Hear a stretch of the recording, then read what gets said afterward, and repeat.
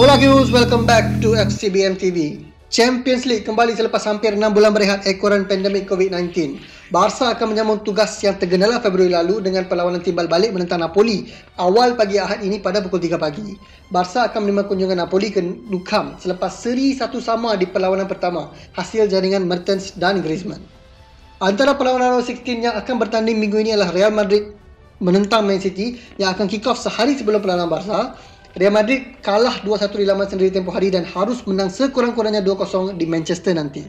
Kick-off pada hari yang sama adalah perlawanan Juventus menentang Lyon. Lyon menang di laman sendiri pada perlawanan pertama dan akan cuba bertahan kelebihan mereka di turnimen.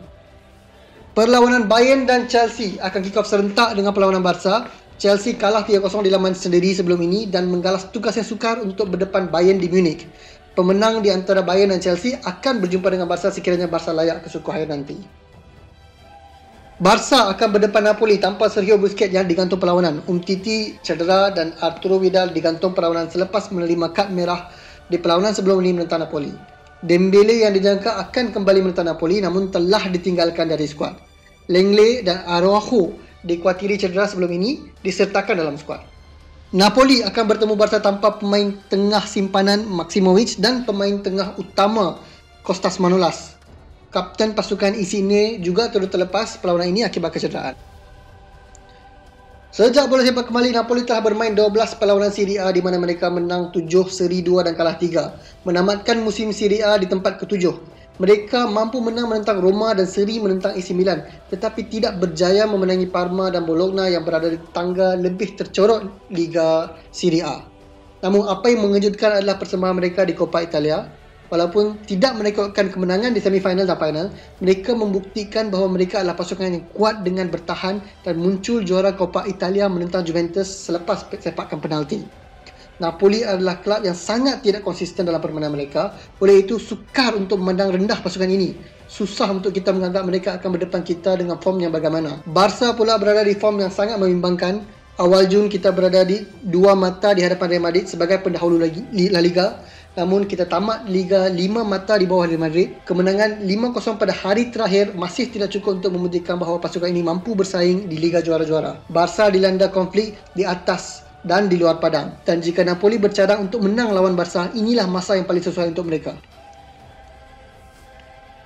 Napoli akan membariskan 4-3-3 dan akan cuba bertahan di bahagian tengah dengan harapan untuk mencari peluang untuk counter attack menentang Barca.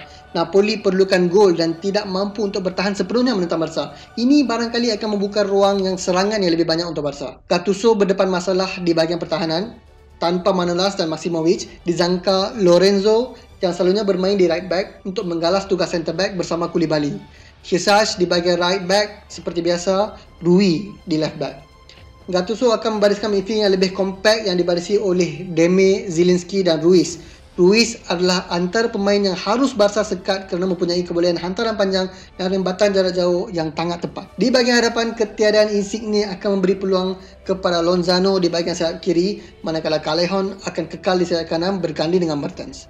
Napoli akan bergantung kepada kelajuan 3 penyerang ini untuk mencari gol mereka. Barca pula akan membariskan 4-3-1-2 dan akan cuba menguasai bola sebanyak mungkin. Setien tiada pilihan lain selain Pique dan Lenglet di bahagian pertahanan tengah, Semedo di bahagian right back, Alba di left back. Masalah Barca adalah di bahagian midfield di mana ketiadaan Arturo Vidal dan Sergio Busquets akan memberi impak kepada kelancaran midfield pada perlawanan nanti.